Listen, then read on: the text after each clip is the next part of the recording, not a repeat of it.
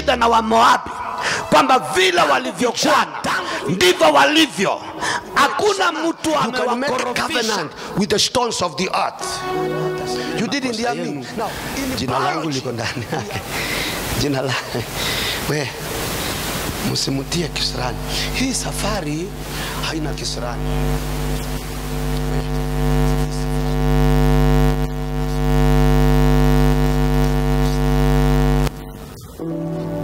Hallelujah. Glory to God. Hallelujah. This night is going to be a night of great visitation. Amen. I am persuaded in my heart. The Lord is going to do us good tonight. Beautiful. Kuna kitu nataka leo tukoroge. Nasema nataka tukoroge kitu leo. Na nataka moyo wako ukue wazi kuleta ukorofi. Natafuta wakorofi jioni ya leo. Kwa hivyo hii si ibada ya watu wa kawaida. Hii ni ibada ya wakorofi. Bwana useme amen. Glory to God. Now, tunataka kuzungumza kitu ya maana sana. Hebu tafadhali na kuomba ufungue kitabu cha Yeremia mlango wa 48 mstari wa 9.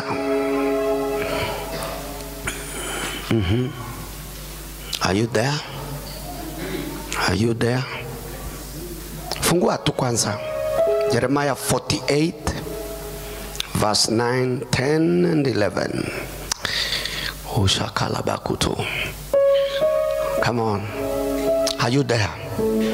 Now this is what the Bible says. Put salt on Moab, for she will be laid to waste. Our cities will become desolate, with no one to dwell in them. Cursed is the man who remiss in doing the work of the Lord, and the cursed is the one who withholds his sword in bloodshed. Moab has been at ease from youth, settled like wine on its dregs, and he has not been poured from the vessels, from vessel to vessel, or gone into exile.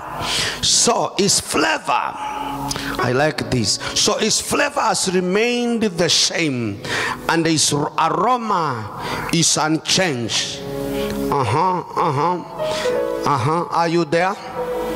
And the Bible says, therefore, behold, the days are coming, declares the Lord, when I'll send to him wanderers who will pour him out.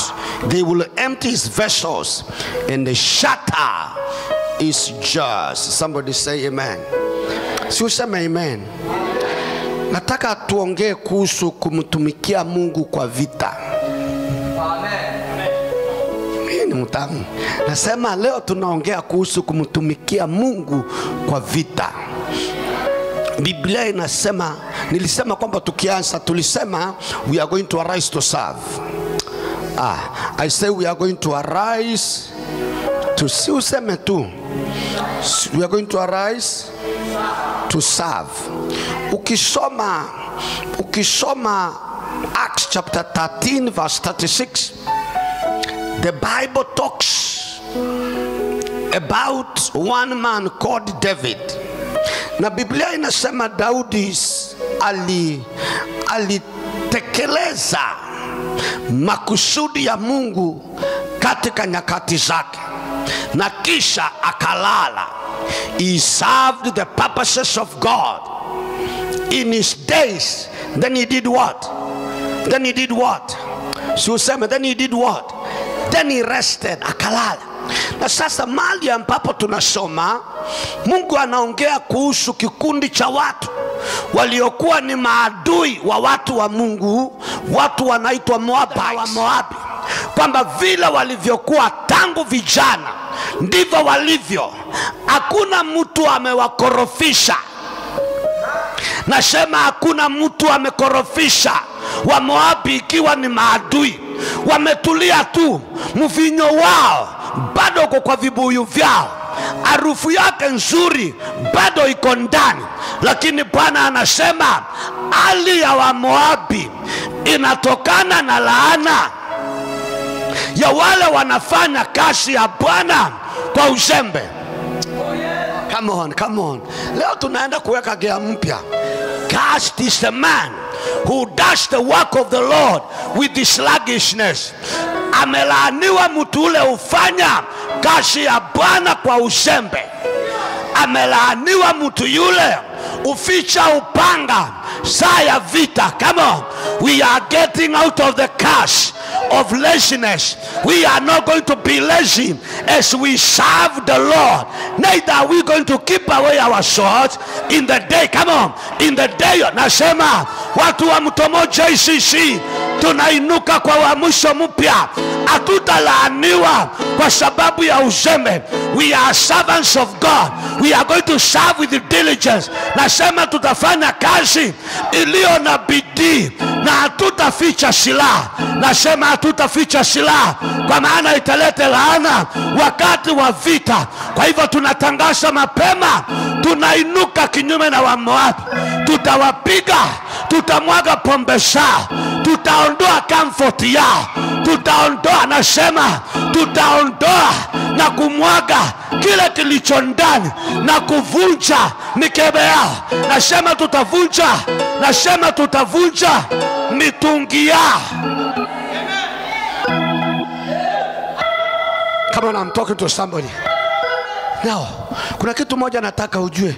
Jamaa wangu wa sound sio ameenda wapi?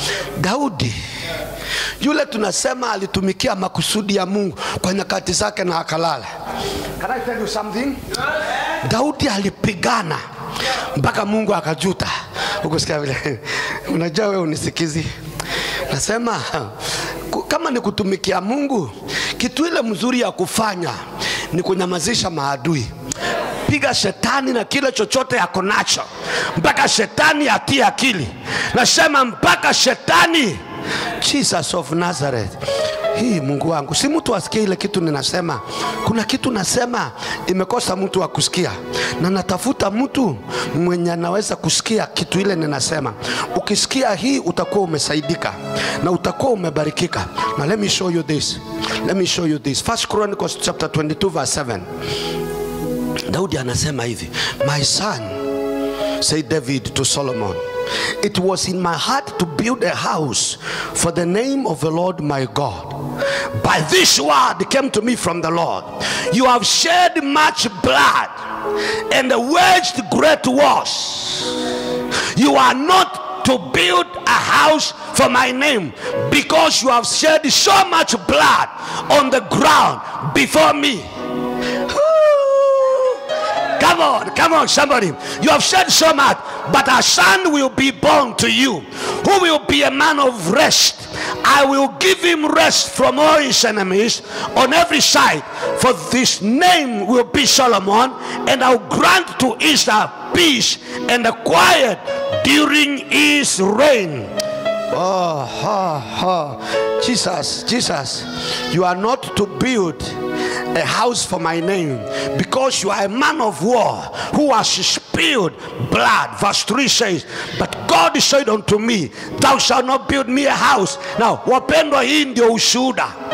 Mungu anamwambia Daudi, kama ni kupiga vita, umepiga ukatosha. Usijenge hekalu. Na si kwamba alikuwa hawezi, ilikuwa kwa moyo na mali ilikuwa. Lakini akamwambia ile umefanya, hiyo imetosha. Wewe wachia kazi yako kwa vita. Kama ni vita, umepiga kishawasawa. Hakuna adui ambaye amebaki. Wacha nilete amani, kwa sababu umepiga maadui. Na mtoto wako Solomon, oh Shakala, he served the purposes of God in his generation. What did he do best? He engaged in warfare. Na wewe nimekuja kukuamsha leo, wale maadui, nasema wale maadui waliosimama kwa njia, kazi ile umeitiwa kama believer ni kupigana. Nasema ni kupigana. Now some of you are not listening to me. I want you to understand. Biblia inasema hivi, Waefeso 6 12. We do not fight against flesh and blood. Wale amuko tayari na wale mnapigana vita ambavyo havifai. Kazi yako ni kukumbana na jirani, kukumbana na asha mwenzako, uko cheap na uko out of order. Tuko na vita kubwa ya kupigana. Sasa Biblia inasema atupigane na mwili na nyama. Kwa hivyo ukiona mwili na nyama imekaribia, tafuta ile roho iko behind mwili na nyama. Kuna kipepo kinachosukuma hii tabia. Kuna kipepo kinasukuma hii chuki. Get behind to get the spirit. Now if you get the spirit, the Bible says we fight against principalities, we fight against powers, we fight against hordes of wickedness in the heavenly, come on, in the heavenly, hey, I say in the heavenly places. Kwa hivyo chochote kilichoko, ziwe ni falme, ziwe ni mamlaka, ziwe ni tawala, neno lolote alilo nalo shetani, nasema neno lolote alilo nalo shetani, umepewa nguvu na mamlaka kupigana. Come on, nasema kupigana. Come on, don't be shy. Kupigana na vita, kupigana na nguvu zile, nasema umepewa mamlaka. You see, I want to help you tonight. I want you to serve God in warfare. Usikae kukaa nde mwenye ueleweki.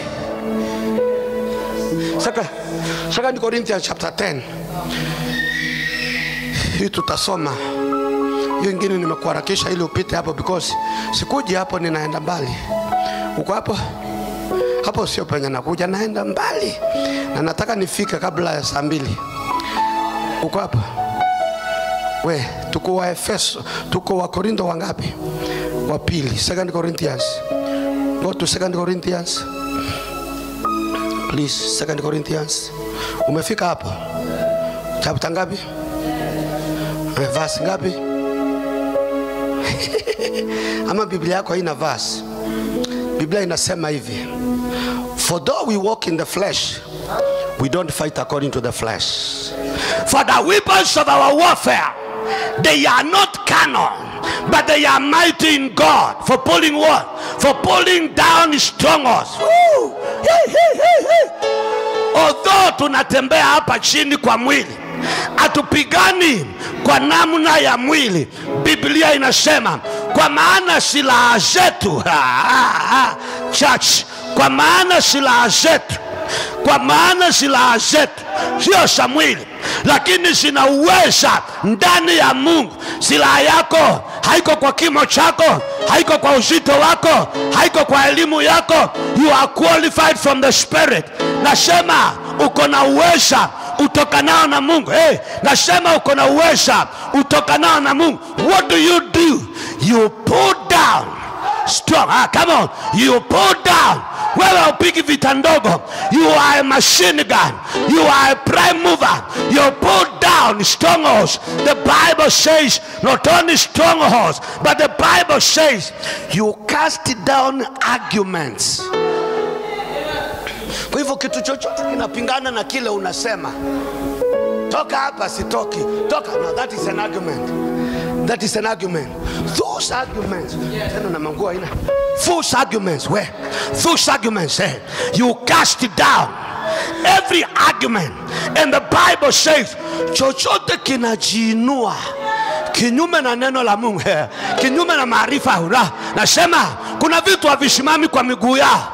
Kuna vitu ambavyo vinajiinua kinyume na maarifa, kinyume na vile Mungu amesema. Mungu amesema you are the head, not the tail. The Bible says you are more than a conqueror. The Bible says, but there are things that have decided to exalt themselves against the knowledge of God. The Bible says your enemies are going to scatter in 7 directions. Na sasa wako hapa. Come on, take your full armor. I say take your full armor. Get strong in God. And the Bible says when you are in that position, then anything bring our Moabi, kwamba vile walivyokuwa tangu vijana ndivyo walivyo. Hakuna mtu amewakorofisha. Nasema hakuna mtu amekorofisha wa Moabi, ikiwa ni maadui. Wametulia tu, mvinyo wao bado uko kwa vibuyu vyao, harufu yake nzuri bado iko ndani. Lakini Bwana anasema hali ya Wamoabi inatokana na laana ya wale wanafanya kazi ya Bwana kwa uzembe. Come on, come on. Leo tunaenda kuweka gia mpya. Cursed is the man who does the work of the Lord with the sluggishness. Amelaaniwa mtu ule ufanya kazi ya Bwana kwa uzembe. Amelaaniwa mtu yule uficha upanga saa ya vita. Come on. We are getting out of the curse of laziness. We are not going to be lazy as we serve the Lord. Neither are we going to keep away our swords in the day. Come on. In the day. Nasema watu wa Mtomo JCC tunainuka kwa uamsho mpya. Hatutalaaniwa kwa sababu ya uzembe. We are servants of God. We are going to serve with diligence. Nasema tutafanya kazi iliyo na bidii na hatutaficha silaha. Nasema hatutaficha silaha kwa maana italete laana wakati wa vita. Kwa hivyo tunatangaza mapema, tunainuka kinyume na Wamoabi. Tutawapiga, tutamwaga pombe zao, tutaondoa comfort yao, tutaondoa, nasema tutaondoa na kumwaga kile kilicho ndani na kuvunja mikebe yao. Nasema tutavunja, nasema tutavunja mitungi yao. Come on, I'm talking to somebody. Now, kuna kitu moja nataka ujue. Jamaa wangu wa sound sio ameenda wapi? Daudi yule tunasema alitumikia makusudi ya Mungu kwa nyakati zake na akalala. Can I tell you something? Daudi alipigana mpaka Mungu akajuta. Ukisikia vile unajua wewe unisikizi. Nasema kama ni kutumikia Mungu, kitu ile mzuri ya kufanya ni kunyamazisha maadui. Piga shetani na kile chochote yako nacho mpaka shetani atie akili. Nasema mpaka shetani. Jesus of Nazareth. Hii Mungu wangu, si mtu asikie ile kitu ninasema. Kuna kitu nasema imekosa mtu wa kusikia, na natafuta mtu mwenye anaweza kusikia kitu ile ninasema. Ukisikia hii utakuwa umesaidika na utakuwa umebarikika. Now let me show you this. Let me show you this. First Chronicles chapter 22 verse 7. Daudi anasema hivi, my son, said David to Solomon, it was in my heart to build a house for the name of the Lord my God. By this word came to me from the Lord. You have shed much blood and waged great wars. You are not to build a house for my name, because you have shed so much blood on the ground before me. Come on, somebody. You have said so much, but a son will be born to you, who will be a man of rest. I will give him rest from all his enemies on every side. For this name will be Solomon, and I'll grant to Israel peace and quiet during his reign. Jesus, you are not to build a house for my name, because you are a man of war who has spilled blood. Verse 3 says, but God said unto me, thou shalt not build me a house. Now, wapendwa, hii ndio ushuhuda. Mungu anamwambia Daudi, kama ni kupiga vita, umepiga ukatosha. Usijenge hekalu. Na si kwamba alikuwa hawezi, ilikuwa kwa moyo na mali ilikuwa. Lakini akamwambia ile umefanya, hiyo imetosha. Wewe wachia kazi yako kwa vita. Kama ni vita, umepiga kishawasawa. Hakuna adui ambaye amebaki. Wacha nilete amani, kwa sababu umepiga maadui. Na mtoto wako Solomon, oh Shakala, he served the purposes of God in his generation. What did he do best? He engaged in warfare. Na wewe nimekuja kukuamsha leo, wale maadui, nasema wale maadui waliosimama kwa njia, kazi ile umeitiwa kama believer ni kupigana. Nasema ni kupigana. Nasema ni kupigana. Now some of you are not listening to me. I want you to understand. Biblia inasema hivi, Waefeso 6 12. We do not fight against flesh and blood. Wale amuko tayari na wale mnapigana vita ambavyo havifai. Kazi yako ni kukumbana na jirani, kukumbana na asha mwenzako, uko cheap na uko out of order. Tuko na vita kubwa ya kupigana. Sasa Biblia inasema atupigane na mwili na nyama. Kwa hivyo ukiona mwili na nyama imekaribia, tafuta ile roho iko behind mwili na nyama. Kuna kipepo kinachosukuma hii tabia, kuna kipepo kinasukuma hii chuki.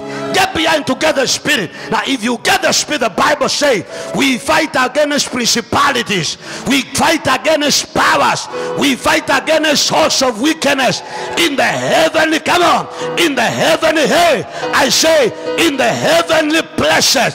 Kwa hivyo chochote kilichoko, ziwe ni falme, ziwe ni mamlaka, ziwe ni tawala, neno lolote alilo nalo shetani, nasema neno lolote alilo nalo shetani, umepewa nguvu na mamlaka kupigana. Kama nasema kupigana, kama don't be shy, kupigana na vita, kupigana na nguvu zile, nasema umepewa mamlaka. You see, I want to help you tonight. I want you to serve God in warfare. Usikae kukaa nde mwenye ueleweki. Second Corinthians chapter 10. Hii tutasoma.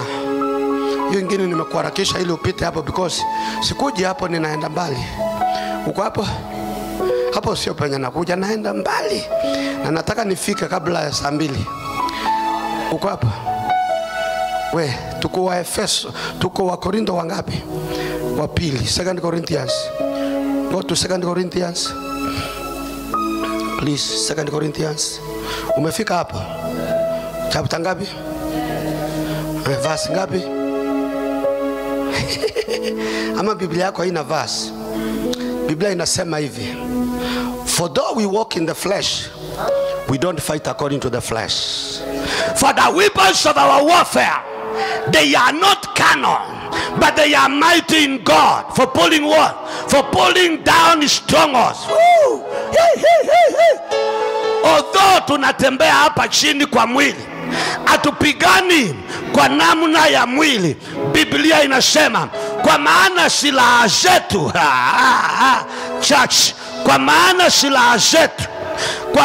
silaha zetu sio za mwili, lakini zina uweza ndani ya Mungu. Silaha yako haiko kwa kimo chako, haiko kwa uzito wako, haiko kwa elimu yako. You are qualified from the Spirit. Nasema uko na uweza utokanao na Mungu. Nasema uko na uweza utokanao na Mungu. What do? You pull down strong. Come on, you pull down. Wewe upigi vita ndogo. You are a machine gun.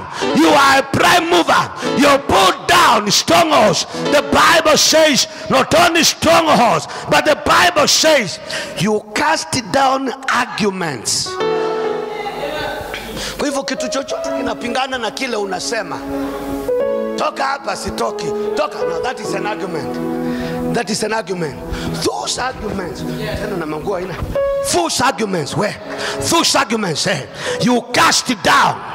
Every argument. And the Bible says, chochote kinajiinua kinyume na neno la Mungu, kinyume na maarifa. Nasema kuna vitu havisimami kwa miguu yao. Kuna vitu ambavyo vinajiinua kinyume na maarifa, kinyume na vile Mungu amesema. Mungu amesema you are the head, not the tail. The Bible says you are more than a conqueror. The Bible says, but there are things that have decided to exalt themselves against the knowledge of God. The Bible says your enemies are going to scatter in 7 directions. Na sasa wako hapa. Come on, take your full armor. I say take your full armor. Get strong in God. And the Bible says when you are in that position, then anything, bring the obedience of Christ. Kama kuna kitu inafikiria tofauti na vile unafikiria, kivute, kiambie kuja hapa. Una tabia yenye haipendezi, unakuwa mjeuri, nani alikufundisha? Biblia inasema hizo vitu mawazo yote unayalete kwa captivity ya mtii Kristo. Come on, you are not hearing me. Kwa hivyo kama kuna kitu haikubali kutii, unaitisha. Nikwambia the next thing. And then the Bible says, and being ready to punish all disobedience when your obedience is complete. Kwa hivyo vitu vyote vinakutii. Anasema vitu vyote vinaenda kukutii. Na kile akitii kinaenda kutii. Na kile akitii unapunish. Nilikuambia Jumapili, ukiambiwa wale watu waondoke pale kama polisi, unaendanga unasema tokeni hapa, na uko na rungu na pia bunduki iko na pia tear gas iko. Kama hawaelewi lugha, wataelewa tear gas. You can punish disobedience. Usikubali kwenda kwa vita. Ni kama unaenda kunegotiate. You are going to create order. We demand a spiritual order. We are going to serve God as soldiers, not to failure. We are serving to dignity. Nasema we are going to serve. Hey, I say we are going to serve to dignity. Unapigana mpaka upewe mawe.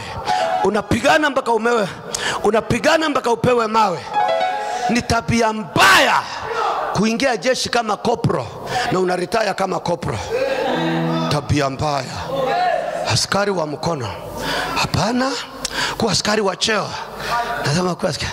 Sasa wacha nikuonyeshe pale tutaenda. Uko na Biblia? Fungua kitabu moja upendi kusoma. Hii ndio tutasoma siku mbili, leo na kesho. Tutasoma hii.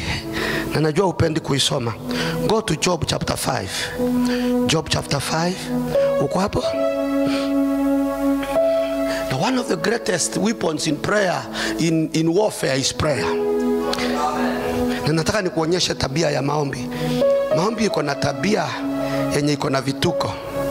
Na ni vizuri ujue vituko vya maombi na uelewe watu ya kanisa. Now chapter 5 verse 1, Biblia inasema, call now. Is there anyone who will answer you? And to which of the holy ones will you turn? Itana saa hii, lakini nani atakuitika? Na kwa sababu hakuna mtu atakuitika, hata katika wale watu unaitanga wapendwa. Ukusikia hiyo? Even among the saints, whom are you going to turn to? It is a serious situation. Come on, it is a serious situation. Na nataka ujue kutoka leo, kama utashinda vita vya kiroho, wachana na wanadamu. Nasema wachana na wanadamu. Human beings are human beings. They change their mind. They change their ideas. They can change their story. They can say they were misquoted. But I want to assure you something. God is the same yesterday, today and forever. The Bible says God has no partiality. I say God has no partiality. Hey, I say God has no partiality. The Bible says, whom are you going to turn to? For wrath he will kills a foolish man, and envy slays a simple one. We mjinga huwa anawawa na hasira, na mpumbavu na wivu. Watu wale mko hapa na unabeba hasira kwa maisha yako, kabla hujatoka kwa ile gate wacha hasira hapa, itakuwa. Biblia inasema hasira ukaa kwa tumbo la pumbavu. Mimi nilikuambia sitahubiri Biblia apologetically. Nasema tu vile inasema. Ukisikia vibaya ni yako. Ulikuja kanisani, wewe ndio ulikuja, mimi sikukuita. Ulikuja kwa hiari. Kwa hivyo nipatie ruhusa nikuwe pastor kama nakuwa pastor, na kama upendi utafute mwingine soft. Biblia inasema, I saw the foolish taking root, but suddenly I cursed his dwelling place. Niliona pumbavu akimea mizizi. Ghafla bin fu, nikalaani mahali pake pa kumea. You didn't hear me. Nasema nikalaani mahali pake pa kumea. Sikia, badala ya ulaani pumbavu, laani mchanga. shetani mahali pake. You see, unaweza shinda ukingangana kupanda mbao hapa nje, kama mchanga si yake itawahi kumea. Na ili wewe utoe nafasi ya mpumbavu, usishinde ukingangana na yeye. Mungu anasema ukikutana na mpumbavu akiongea, usimujibu kwa level yake. Biblia inasema ukikutana na pumbavu uweke kwa kinu, ukitwanga kama mtokoi mpaka jioni hata iva. So there are things I want to teach you. Voice as a pastor. Ukiona mpumbavu anamea mahali, usingoje amee. Laani hapo mahali. Come on, I'm talking to you. Laani hapo mahali. Kataa atamea hapo. Kataa atanawiri hapo. Nasema you carry authority. I say you carry authority. You cast the dwelling place. I say you cast the dwelling place. The Bible says once the place is cast, even the sons of the fool, they have no safety. I say they have no safety. They are crushed in the gate and there is no deliverer. Watoto wa mpumbavu wataharibiwa kwa malango na hakuna mtu wa kuwaokoa. Lakini watoto wa covenant, your sons will take the gates of your enemy. I say your sons will take the gates of the enemy. You have a covenant of greatness with God. Wakati watoto wa pumbavu wanaliwa kwa gate, watoto wako wanachukua malango ya... Hatuna semina ya wiki nzima, tuko na siku chache hizi, kwa hivyo wacha tuendelee. They are crushed because the angry will eat the harvest of the fool, taking even from the thorns, and a snare snatches their substance. Mitego inaokota kitu cha mtu ambaye. Sasa kitu moja nataka ujue, usiwahi kubali kukutana na laana. Mimi nakusaidia tu, na ukielewa hii utakuwa umeelewa. Nikuonyeshe scripture moja. Acha nikuonyeshe scripture. Tunarudi tu hapa kwa sababu kuna watu wamuelewi mamlaka ile umebeba. Ayai. Ayai. Ngoja nikuonyeshe kitu moja ya maana sana, ili ukuwe na mamlaka ile unafaa kukuwa nayo. Haya, nataka uone hii ili uelewe what I'm talking about. Kuna watu wengi ambao wameharibiwa na masomo ya curriculum shuleni. Masomo ya curriculum, wapendwa, ni mbaya ukiishika bila kushika imani. Nasemaje? Jeremiah 22:29. Jeremiah 22:29. Kuna mtu akona Biblia afungue? Jeremiah 22:29. Are you there? Uko hapo?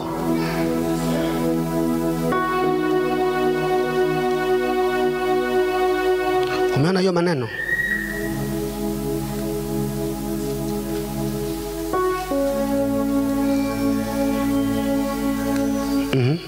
Hebu soma ndugu yangu. Wewe si useme tu. Oh, earth, hear the word of the Lord. Ongelesha nini? Naongelesha inji. Anaambia mchanga, sikia neno la Bwana. Come on. Thus says the Lord, write this man down as childless, a man who shall not prosper in his days, for none of his descendants shall prosper, sitting on the throne of David and ruling Judah anymore. Anaongea na nini? Na mchanga. Anaambia mchanga, andikeni huyu jamaa kwamba ni childless. Ni mchanga unaandika, si mtu hawaandiki kwa kitabu, ni inchi inaandika. This man is going to be childless. Unajua kuna mahali hakuna mchanga. Kutoka ikiandikwa hivyo, ukitoka hapa ukienda Nairobi utakuta mchanga inajua ufai kuzaa. Sasa ikisema you can make covenant with the stones of the earth. You didn't hear me. Now, in biology, we have living and non-living things. In faith, all things are alive. Nimesemaje? In biology we have living and non-living things. In the spirit all things are alive. Come on. Hakuna kitu non-living kwa vitu vile Mungu ameomba. Kwa biology viko living and non-living. Kwa faith mawe yanakuanga hai. Ndio Mungu anasemanga nitaita hii mawe kama witness. Because mawe inasikia, na mawe inaona, na mawe inaelewa. Hata ile kibanda unafanyia biashara, hiyo biashara ina masikio. Enda uiongeleshe, iambie biashara, sikia, ulizaliwa kwa imani, nilikuomba kutoka kwa Bwana, kutoka leo haukuli tena. Mbona hatuelewa? Ongelesha biashara. Si ulisema inakula? Kama inakula sinamaanisha ina mdomo. Talk to me. Sasa ndio sababu anaambia ulimwengu, andika huyu jamaa hata waikuwa na mtoto. Na kwa bahati mbaya aweze kuwa na mtoto, kwa bahati mbaya hakuna mtoto wa uzao wa kwake atakuwa mtawala. Wote watakuwa ovyo. Kuna mtu atatawala Israeli. Now that is the authority you carry. Uko na mamlaka tu ya kusema na uende. Ukishasema na ukishaenda itakuwa hivyo. Ni vile tu hujajiamini. Akisi ukubali. Kubali hii vita ni mzuri. Unajua Biblia inasemaje? Na Elijah alikuwa mtu wa tabia yetu. Na akaomba kusiwe na mvua. Miaka 3.5 siku ile alikuwa anaomba. Alisema hakutawahi kunyesha mpaka nitakapoongea tena. Na akaenda mpaka nitakapoongea. Nani aliongea? Elijah. Wewe vile ujionavyo hivi una mamlaka isiyo na kifani. Mradi unaweza kubali kuengage the spiritual realm. Wakati ule mwingine nilikuwa hapa, nilikwambia nilikutana na mama moja, chairlady wa AIC Mbaraki. Tuko kwa semina Kanamai. Semina ikiendelea hivi akakuja Kisiri akaniambia, pastor, sio niombee mtoto wangu ananisumbua pastor. Huyu mtoto anakunywa pombe pastor, mimi na amekataa kuokoka. Vile unanijua mimi jeuri. Nikamwambia sikuombei. Kamwambia mimi sikubeba mimba. Wewe si ndio ulibeba mimba?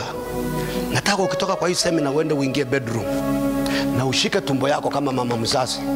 Useme mtoto yote nimewahi kubeba kwa hii tumbo na laani pombe kutoka leo. Hakuna mtoto niliyezaa ambaye atakunywa pombe. Akinywa agonjeke, haarishe, haribikiwe mpaka aache pombe. Tulikutana after 3 months. Yule mama amesmile kutoka hapa mpaka hapa. Akaniambia, pastor, sinienda nikaomba ile maombi mbaya. Na ule kijana akaenda akagusa pombe. Pastor, kijana alitapika usiku nzima. Mimi ndio nabembeleza, lakini najua nimeweka msumari. Saa hii ameokoka. Angalia na uko hapa, angalia na uko hapa. Uko na mamlaka ya kusema na kwenda. Nasema uko na mamlaka ya kusema na kwenda. Akalaani mahali pa mpumbavu na akaondoka, na akasema hata watoto wake na vyakula vyake na mapato yake italiwa na maadui. May God help you to understand your authority in warfare, that you can serve God and make a difference. Come on, you can serve God and make a difference.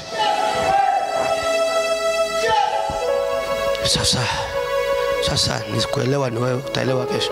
Now the Bible says watoto wake hawatafaulu. For affliction does not come from dust, nor does trouble spring from the ground. Yet man is born to trouble as the sparks fly upward. Shida haitokangi kwa mchanga. Haitoki. Lakini mwanadamu tu, bure tu mwanadamu ni mtu wa shida mingi. Usijali, mwambie jirani yako usijali. Mungu yuko na wewe.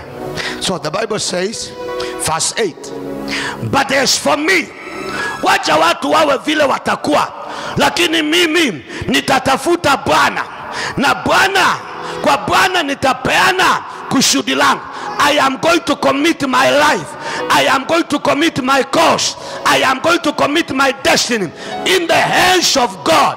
Kwangu mimi watu hawataniitika, Wapendwa, wanaweza kunidharau, maisha inaweza niharibikia, lakini kitu moja nimeamua, I am going to turn to God. Tonight I challenge you to rise in warfare. Call on God for your situation.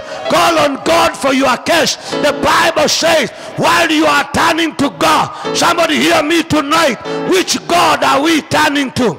God who does great things and unsearchable, marvelous things without number. Situingie hapa. We are turning to God. What is God able to do? Mwanadamu atakwambia, ningependa kukusaidia lakini nimeshindwa. Daktari anakuambia, ningekusaidia lakini sasa rudi nyumbani, ungojee vile Mungu ataamua. Hao ndio wanadamu. Na ukweli anakupenda. Hata wengine ni brother yako na anakuambia utafanyaje? Sasa haiwezekani. But God, he has no limitation. Jambo la kwanza, he does great things. Let me remind you, the first verse I read for you when I came here, Ephesians chapter 3 verse 20. And to him who is able to do exceedingly abundantly above. You didn't hear me? Exceedingly abundantly above all what you can imagine or ask in prayer, according to the power. Come on, according to the power that works in us. There is power inside you. Hey, I say there is power inside you that God is able to use to do exceedingly abundantly above. Oh, you didn't hear me? You didn't hear me? It is a night of miracles. You'd rather hear me? It is a night of miracles. So what does God able to do? He does great things. What else is he able to do? He does unsearchable. Kitu ile Mungu anaenda fanya hata ukitafuta hutawahi kuelewa kuliendaje. You are not hearing me. I say God does unsearchable things. Now the Bible says he also does marvelous things. Atafanya vitu huwezi tafuta undani, na atafanya vitu vya ajabu vya kuonekana. You didn't hear me? And then things without number. Mambo yenye haina hesabu. Kama unasema mambo yenye haina hesabu. So ni nini unataka?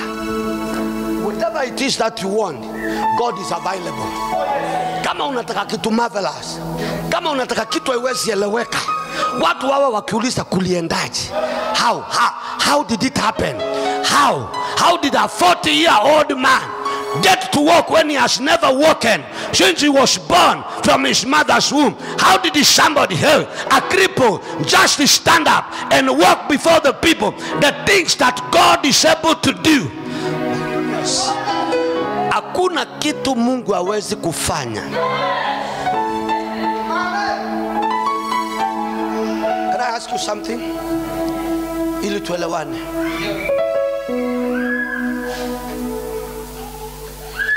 Tulisema Jumapili Yesu amepewa jina iliyo juu ya majina yote. Na ukienda mbele ya macho ya wanadamu,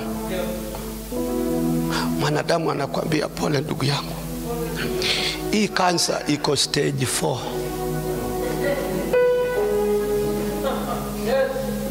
Na ikifika stage 4, I can tell you for free, whether the doctor or who, they become hopeless. But can I tell you something? Wigos wote akikutana na wewe na cancer stage 4, anaipiga ngumi ikufange kabla hujakufa. A man of faith. Piga ngumi. Na ni kitonda imeoza, unaanguka maututi. Kitambo utoke hapo chini, itakuwa kansa imesahau njia. Amen. You are not listening to me. Na mimi nakuuliza hivi, ikiwa cancer stage 4, you are still alive, na Mungu naye anatembelea Lazaro day 4. Day 4 kukiwa hakuna mochari. Day 4 kama sister yake anasema, hey, wacha, ananuka. Nasema wacha. Biblia ikisema you can make covenant with the stones of the earth. You didn't hear me? Now in biology, we have living and non-living things. In faith, all things are alive.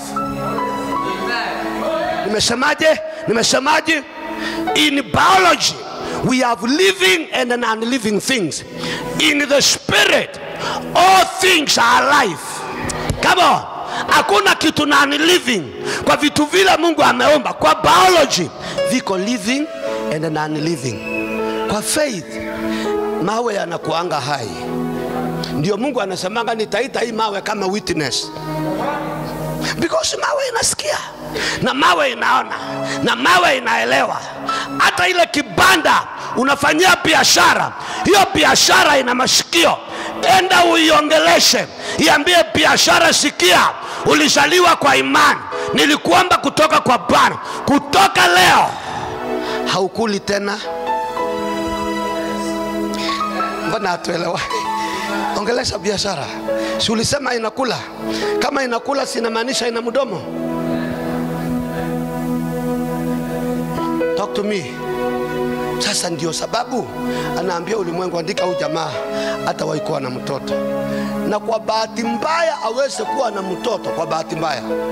Hakuna mtoto wa uzao wa kwake atakuwa mtawala. Wote watakuwa ovyo. Kuna mtu atatawala Israeli. Now that is the authority you carry. Uko na mamlaka tu ya kusema na uende. Ukishasema na ukishaenda itakuwa hivyo. Ni vile tu hujajiamini. Akisi ukubali.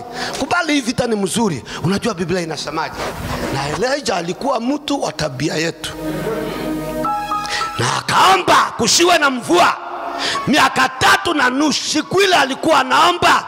Alisema hakutawahi kunyesha mpaka nitakapoongea tena. Na akaenda mpaka nitakapoongea. Nani aliongea? Elijah. Wewe vile ujionavyo hivi, una mamlaka isiyo na kifani. Mradi unaweza kubali kuengage the spiritual realm. Wakati ule mwingine nilikuwa hapa, nilikwambia nilikutana na mama moja, chialedi wa AIC Mbaraki. Tuko kwa semina Kanamai. Semina ikiendelea hivi akakuja Kisiri akaniambia, pastor, sio niombee mtoto wangu ananisumbua pastor, mtoto anakunywa pombe pastor, mimi na amekataa kuokoka. Vile unanijua mimi mjeuri. Nikamwambia sikuombei. Kamwambia mimi sikubeba mimba. Wewe si ndio ulibeba mimba? Nataka ukitoka kwa hii semina uende uingie bedroom na ushike tumbo yako kama mama mzazi. Useme mtoto yote nimewahi kubeba kwa hii tumbo na laani pombe kutoka leo. Hakuna mtoto niliyezaa ambaye atakunywa pombe. Akinywa agonjeke, haarishe, haribikiwe mpaka aache pombe. Tulikutana after 3 months. Yule mama amesmile kutoka hapa mpaka hapa. Akaniambia, pastor, sinienda nikaomba ile maombi mbaya. Na ule kijana akaenda akagusa pombe. Pastor, kijana alitapika usiku nzima. Mimi ndio nabembeleza, lakini najua nimeweka msumari. Saa hii ameokoka. Angalia na uko hapa, angalia na uko hapa. Uko na mamlaka ya kusema na kwenda. Nasema uko na mamlaka ya kusema na kwenda. Akalaani mahali pa mpumbavu na akaondoka, na akasema hata watoto wake na vyakula vyake na mapato yake italiwa na maadui. May God help you to understand your authority in warfare, that you can serve God and make a difference. Come on, you can serve God and make a difference.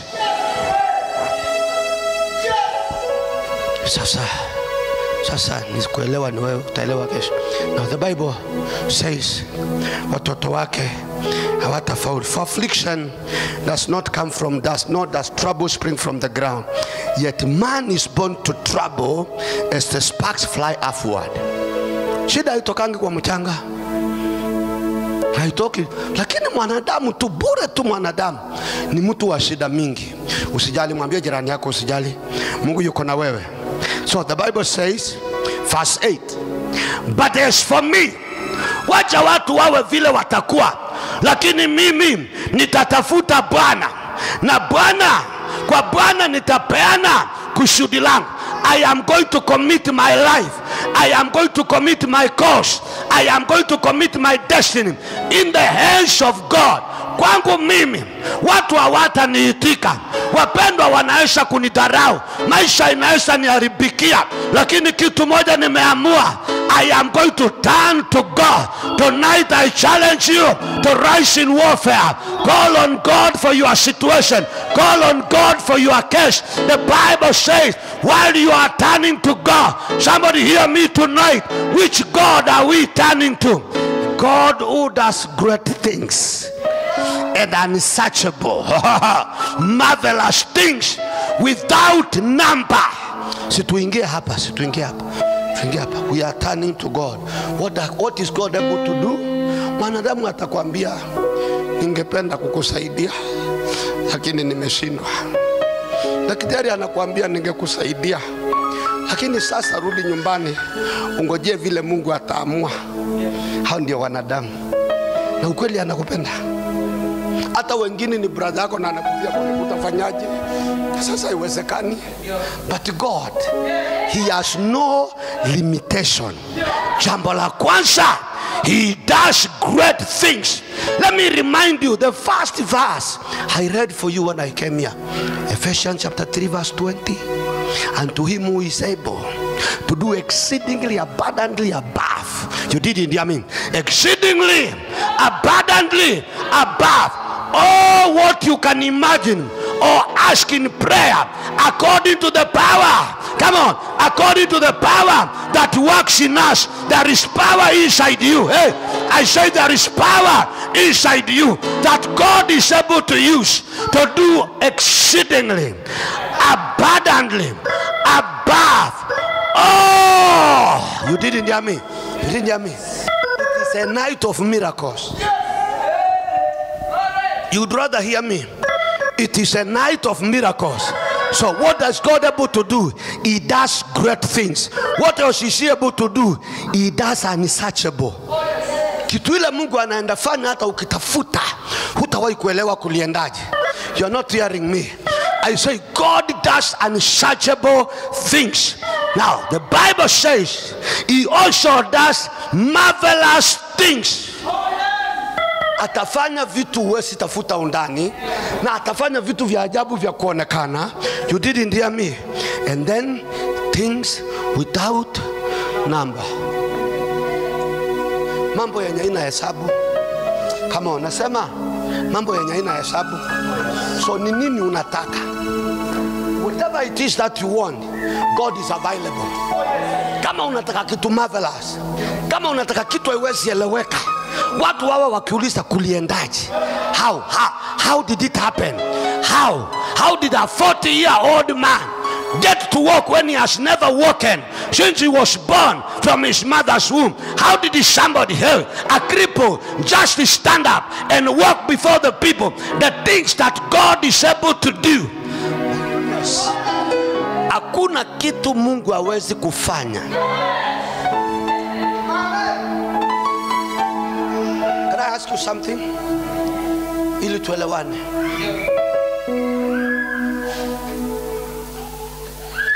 Tulisema Jumapili Yesu amepewa jina iliyo juu ya majina yote. Na ukienda mbele ya macho ya wanadamu, mwanadamu anakuambia pole ndugu yangu, hii cancer iko stage 4.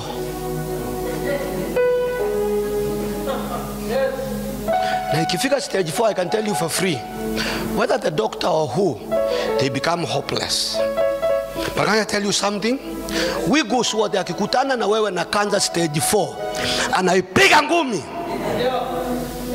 ikufange kabla huja kufa. A man of faith. Piga ngumi. Na ni kitonda imeoza. Unaanguka maututi. Kitambo utoke hapo chini, itakuwa cancer imesahau njia. Amen. You are not listening to me. Na mimi nakuuliza hivi, ikiwa cancer stage 4, you are still alive, na Mungu naye anatembelea Lazaro day 4. Day 4 kukiwa hakuna mochari. Day 4 kama sister yake anasema, hey, wacha ananuka.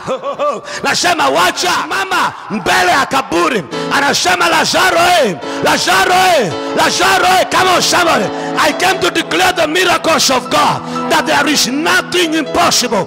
Nasema there is nothing impossible. Alafu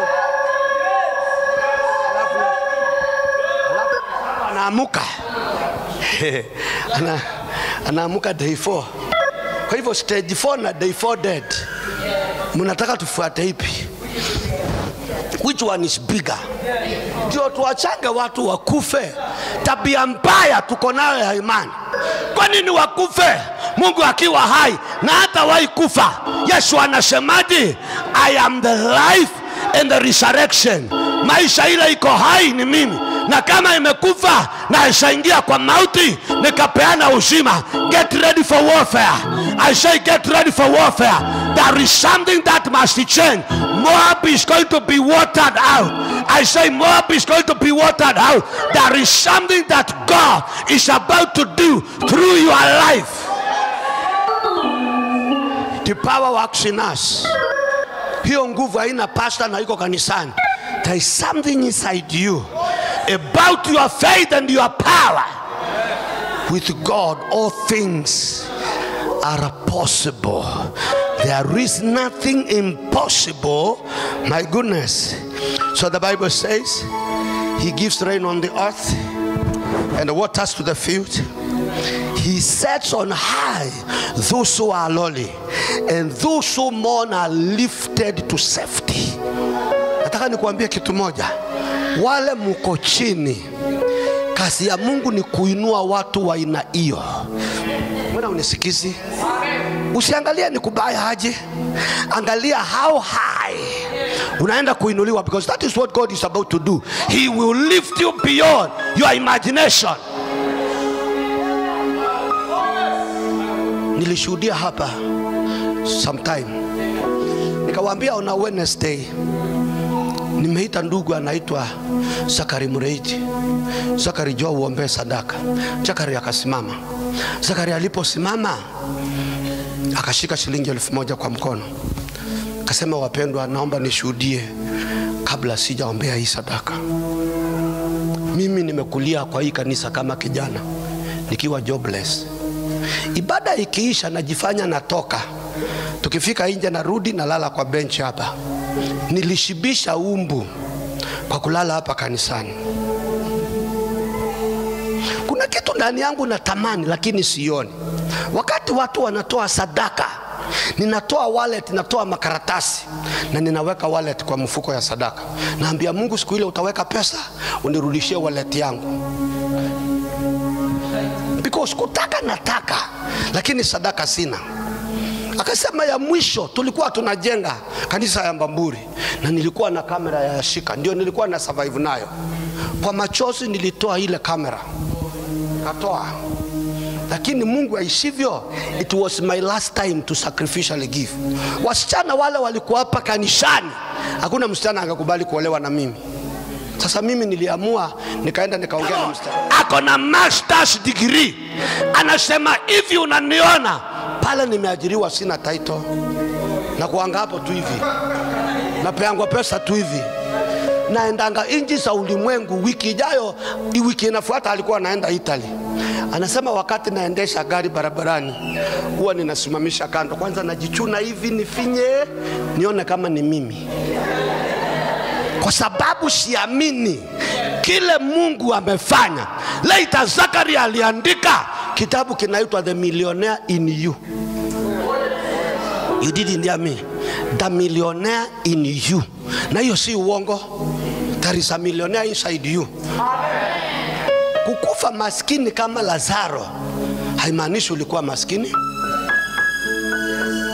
Kukufa maskini kama Lazaro, because watu watabia Lazaro mko hapa, haimaanishi uliumbwa maskini.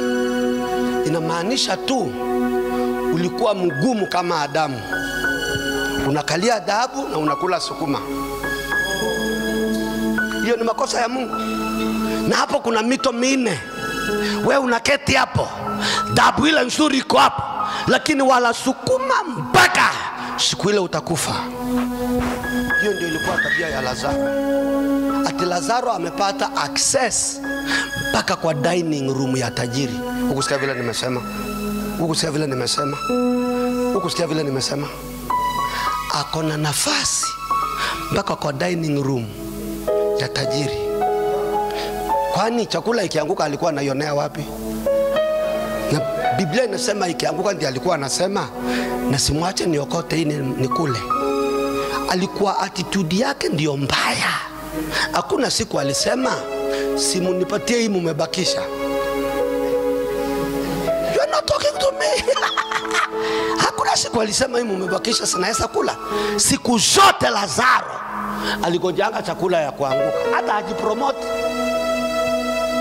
a create hata attention, a create hata relationship, hata sympathy. Hakuna siku tunaambiwa Lazaro aliomba kufagia kwa tajiri apewe kitu. Na si hata alikuwa kiwete, alikuwa tu na vidonda. Hivi ndiami. Na he was so careless. Hakuwawa na vidonda, aliwawa na rabies. Kwa sababu badala ya kuweka vidonda chumvi, vidonda vyake vilikuwa vinaliwa na umbwa. Guarantee hawakuwa umbwa wa tajiri, walikuwa umbwa wa mtaani. Umbwa wa tajiri hawezi kula vidonda ya mtu. Wakati watamuonea wapi? Umbwa wa tajiri ufungiwa usiku mchana wote. Ufunguliwa usiku. Si wale umbwa wanapiga kelele, akiguruma unasikia inji mahali umekanyaga inatetemeka. Hani inji wa tajiri. Si utu wenye tuko na soprano hapa unafikiria ni wa tajiri. Ayubu alisema hata ile chakula umbwa wangu wanakula, hao watu hawange kula. Nimesemaje? Chakula ile umbwa ya tajiri ukula. Hujaona? Juzi rafiki yangu mmoja tajiri Nairobi, umbwa zake 2 zilikufa. Ungefikiria amepoteza watoto. Alisononeka, akalia, akalala, akakosa kukula. Nikimuuliza akaniambia hii umbwa ni $500,000 imekufa. Ukusikia vile nimesema? Ukusikia vile nimesema? Nikwambie kitu ushangae. Siku ya pili tunatembea kwa gari, nasikia anagombana na mtu. Namuuliza mnagombania nini? Akaniambia huyu mtu ana mchezo. Ana mchezo na sitaki mchezo yake. Tulikubaliana na yeye umbwa yangu ikilala na umbwa yake ananipatia $100,000. Kama I'm talking to you. Umbwa yangu ikilala na umbwa yake ananilipa $100,000.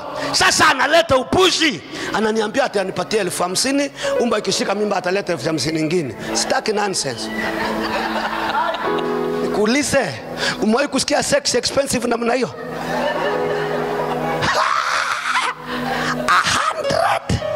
100,000.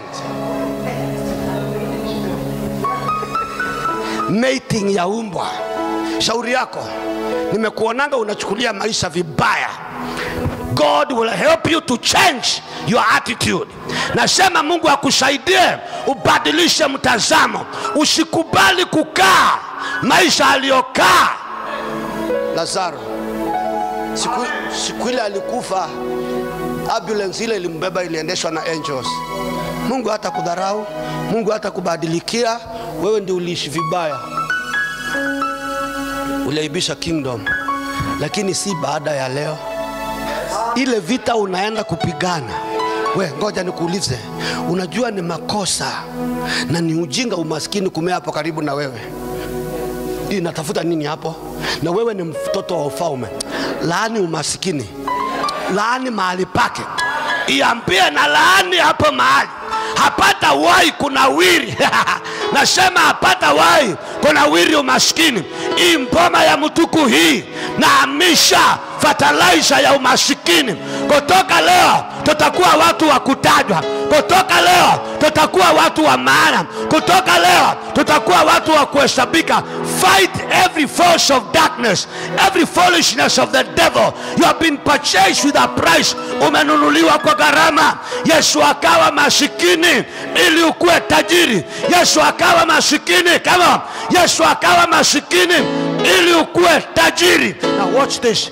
Watch this. Nataka kumaliza. Saa yangu iko karibu na kuisha. Now, the Bible says this.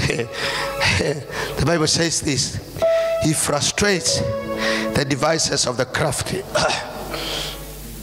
so that they cannot carry out their plans. Si ukubali haki, kubali kutumikia Mungu kwa vita. Ukianza kutumikia Mungu kwa vita, he will frustrate, ataangaisha mipango ya wajanja ili mikono yao isitekeleze makusudi waliokusudia. Kwa maana anashika wenye hekima katika ujanja wao. And the counsel of the wicked, of the cunning, comes quickly upon them. They meet with the darkness in the daytime. They grope at noontime as in the night. Si kubali vita tu, kubali vita. Muradi wewe ni muombaji, kubali vita. Can I repeat what I told you the other time? Nilikwambia hadithi ya mtu mmoja mang'aa muovu anaitwa Haman. Haman ameenda kukorofisha mtu wa covenant anaitwa Mordekai. Mordekai akaamua, mimi sitainama mbele ya hii. Nikiinama hapa, huyu pumbafu atamea. Judidi ndiye ame. Nikiinama hapa, huyu mjinga anaenda kumea hapa. Na mimi sitakubali. Yule jamaa alitoa nguo na akavaa gunia na akakaa kwa gate. Akasema, Mungu uishivyo, huyu mtu hapa penye yuko hapa hamei. Shauri yako wewe, wacha vitu imea ile unataka. Lakini alisema huyu mtu hatamea hapa. Maombi ya Mordekai, are you hearing me somebody? Ilifika kilele mbele ya Mungu. Akaambia mfalme, hebu angalia record. Kuna watu bado huja appreciate. Tafuta vitabu. Biblia inasema usiku mzima mfalme hakulala akisoma vitabu ya matendo mazuri. Usiku hiyo wote, usiku mzima hivi aliandalaini mahali pamoja hivi peke yake. Usiku mzima. Come on, you are not hearing me. Usiku mzima aliandalaini mahali pamoja. Akakuta mtu anaitwa Mordekai, mwenye aliongea siku moja kuhusu watu walipanga njama ya kuua mfalme. Mfalme akasema, kwisha, leo silali, leo sili, nataka nijue huyu mtu atafanyiwa nini. Kama hajawahi kuwa appreciated, I announce a night of change. Nasema, natangaza usiku wa mabadiliko. Watu wa maana hawatalala. Nasema watu wa maana, nasema watu wa maana hawatalala, kwa sababu kuna kitu lazima ufanyiwe. Nasema kuna kitu, nasema sikia. Saa hiyo Haman ameiva. Amepanda mpaka amepatwa na kiburi kwa sababu ameitiwa chakula. Kiburi ni mbaya. Ameitiwa chakula State House. Sababu hiyo chakula peke yake anaenda akiringia kila mtu vile ni tajiri, vile yako na watoto wengi amezaa, ana watoto 70. Ngalaye. Ya mwisho alilete report. Akasema, nasikia vibaya sana. Ule mtu ako pale kwa gate amekataa kusimama nikipita. Kaambia, usilete upuzi yako hapa. Maana umegani kulalamika saa yote. Chimba shimo ya kunyonga huyo mtu. Umepewa heshima na mfalme. Chimba shimo. Usiku ule anachimba, ndio usiku mfalme halali. Asubuhi alirauka mapema kwenda kuhakikisha ameomba ruhusa. Alifika akawaiwa kabla hajawahi. Akifika tu hivi, mfalme anauliza, nani yuko hapo nje? Wakasema, Haman yuko hapa. Akapewa kiti na kikombe ya chai. Akaambiwa, Haman, moyo wangu umefurahi kabisa. Nataka kufurahisha mtu. Niambie wewe, ukiulizwa vile mtu mimi naweza furahisha mtu akaheshimika na nchi nzima, unataka nifanyeje? Jamaa akafanya hivi. akashika kipara mara 3. Akajiuliza, hii ni uzuri inapiga wote namna hii? Kijana na nimekula hapa na Malikia. Ambi ya kuyanda tua. Eya Musumbi, declare an holiday fast. Sema watoto wote wasiende shule na wapime uniform ya kuimba nyimbo za kizalendo, wasimame barabarani, na kisha kuna nguo moja ceremonial ile unafaanga siku ya Mashujaa Day. Patia hiyo mtu hiyo nguo. Nyinyi mmezaliwa saa ya moja na hiyo nguo ilikuanga inavaliwa na Nyayo. Nguo imeshona kutoka China, yani nzuri, iko na dhahabu na nyekundu. Akasema patia yeye hiyo nguo, na upatie yeye ile limousine kubwa iko na kirauni ya serikali mbele, na umpatie motorcade full, na ministers wote wamfuate nyuma kumsindikisha. Presidential motorcade, atembezwa kwa kila mji ya maana. Kwa hiyo holiday watu wakitangaza huyu ndiye mtu amefurahisha mfalme. Alipomaliza presentation aliambiwa with the immediate effect, to the fullest letter of your presentation, enda uchukue ule jamaa mwenye gunia pale kwa gate.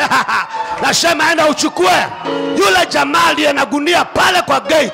Wewe ndiye utasimamia msafara. Wewe ndiye utatangaza heshima yake. Wewe ndiye utatangaza heshima yake. Usikia? Wewe ndiye utatangaza heshima yake. Ni vile wewe uelewi. Unajua umekaa tu hapa mtomoyo vitu uonangi.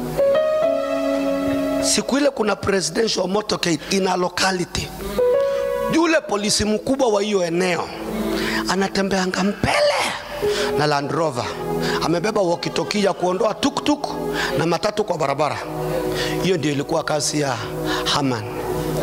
Hayuko kwa hii motorcade ya heshima, ako huko mbele kwa Land Rover. Kazi yake ni hiyo ndio kazi yake. Uelewi? Kuhakikisha hakuna kisirani yoyote itatokea kwa hii msafara. Hiyo ndio ilikuwa kazi yake, kuhakikisha imeheshimika ipasavyo. You are not hearing me. Imeheshimika ipasavyo, imeheshimika ipasavyo. Holiday ilipofisha, alienda nyumbani mapema saa 12:30. News ya saa 1 ikipita, mke wake aamini, anamuuliza hii ni nini? Ati ulikuwa unafanya na huyu ndiye nani? Akamwambia, nakwambia ukweli bwanangu, kama umeanza kuanguka mbele ya hii Myahudi, wewe kwisha, hutawahi kuinuka tena. Utafikiria mke wake alikuwa ni prophet. Usiku ya pili kulikuwa na dina ya pili. Ya kwanza alifikiria ni ya kumpa chakula, kumbe ilikuwa ni ya kurusha mpira wa netball juu ndio utandike vizuri. You are not hearing me. Alifika kukula chakula na tamaa, na bado kiburi haijamuondoka. Amekula chakula. Esther akaulizwa, kwani ulisahau kusema shida yako? Akasema, hata mimi sina shida, niko na nyanga mmoja inanisumbua peke yake, na ni mtu unaona anakula nyama hapa. Alikuitisha pesa, amechukua mabarua yote. Watu wale anataka kuua, mmoja wao ni mimi. I'm telling you the truth. Hai, mfalme alikasirika akaenda nje. Ameacha chakula. Akirudi amepiga magoti mbele ya mke wa mfalme kumbembeleza amuombe ruhusa. Mfalme kutokezea alimisinterpret tabia. Akauliza, hata tabia sasa inaishi unakuanganasha? Maneno haijaisha kwa kichwa. Alikuwa shafunikwa shuka ya maiti. Huku nisikia? Alifunikwa shuka ya maiti kabla hajauawa, na mtu hapo ndani akasema alikuwa ameshimba shimo ya kunyonga Mordekai. Mfalme akasema, nyonga yeye hapo, nyonga yeye hapo. Na kuambia hivi, maadui zako watashikwa kwa mipango yao. Mungu hataruhusu, nasema Mungu hataruhusu njama zao kutimia. Rise up and serve, rise up and fight, rise up, get to your warfare. Somebody, nasema inuka, ufanye yaliyo mapenzi ya Bwana. Am I talking to somebody tonight? Can I show you something? Let me close here. Let me close here. Hawakulala siku hiyo. Biblia inasema hivi, he saves the needy from the sword, and from the mouth of the mighty, and from their hand. Mungu anaenda kukuokoa kwa mkono na kwa upanga na kwa mdomo. Wale wamezoea kukubeba kwa mdomo, watumie SMS leo, waambie ninawaonya, munitoe kwa mdomo wenu kutoka leo na kuendelea. It is going to be at your own risk, because I'm going to summon God. Hey, nasema wakutoe kwa midomo yao, kwa sababu mikono yao italema, upanga wao hautafanya kazi. The Bible says, so the poor have hope, and the injustice shuts our mouth. The poor have hope, and the injustice shuts. Come on, I thought you are hearing. I thought you are hearing. Vitu vyote ambavyo vimekuwa vikiongea, ambavyo havina haki ya kuongea vile vinaongea, vinaenda kunyamaza from tonight. It is called injustice. Uwezi kuzaliwa kwa umasikini, ukaishi kwa umasikini, ukakufa. It is injustice. It is injustice. Nasema hiyo haki, nasema sio haki. Midomo yote ya madarau, midomo yote ya dhuluma, midomo yote isiyo ya haki inaenda kunyamaza. Nasema inaenda kunyamaza. Nasema inaenda kunyamaza usiku wa leo. Injustice is going to shut up. I say injustice is going to shut up. Ni makosa kucheleweshwa. Nasema ni makosa kucheleweshwa. Mbona ninaongea? If you are of age, you are supposed to get every benefit of age. Kama uko above 18 na unataka kuendesha gari, enda uendeshe. Usiende driving school ukiwa 65. Huna macho, huna macho, huna macho, huna matako ya kukalia gari.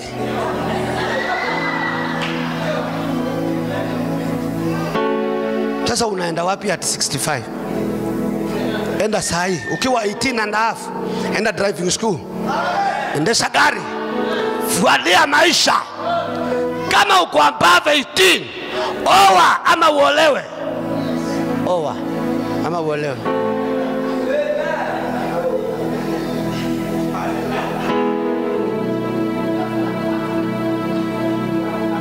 Sasa nikuulize, ni tabia gani hii?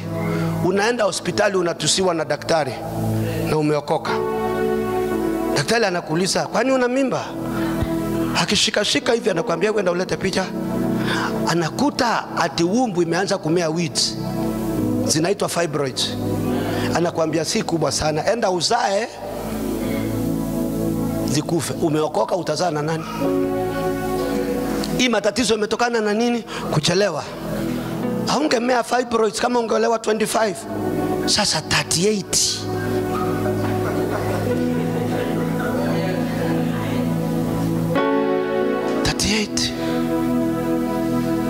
Hiyo kitu inyamaze. Na wandugu wale mumeleta ukora kanisani, ukora ishe. Hati unangoja tu. Sasa na mngoja Bwana. Nilikwambia Bwana ashapita. Kama uko 40 hujaoa, 38 hujaoa, hakuna Bwana unangoja. Ashapita. Ashapita. Usimngoje. Biblia inasema the wife of your youth. 38 si youth. Kwa hivyo sasa unaoa kama nani?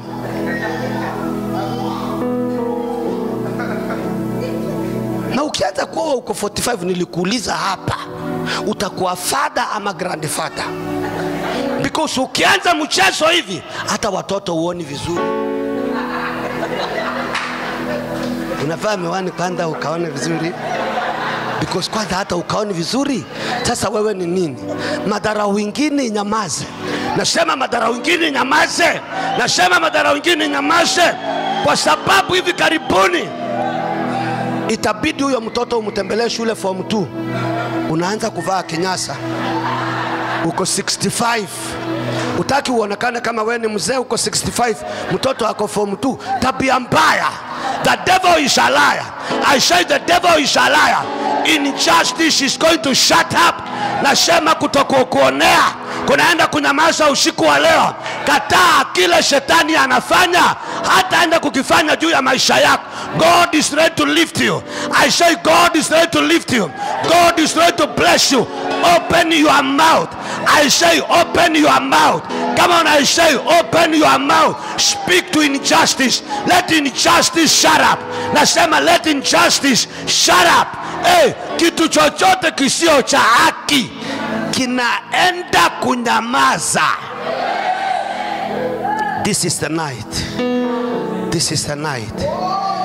And there is no limitation. He does unsearchable things. He does marvelous things without number. Without number. Without number. Without number. Mtu akikusaidia leo, ukija kesho kuta anakuuliza umenizoea. Umenizoea? Kani kazi yangu ni kazi yako tu? Unafikiri sina kazi nyingine ya kufanya?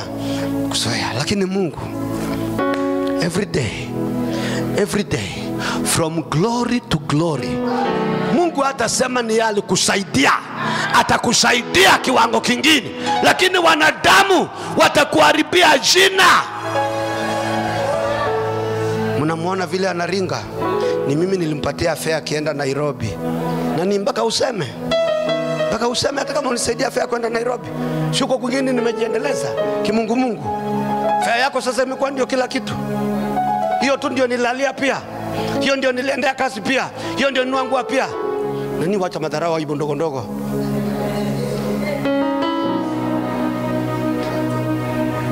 Hebu simama. Saa ya kuhubiri imeisha.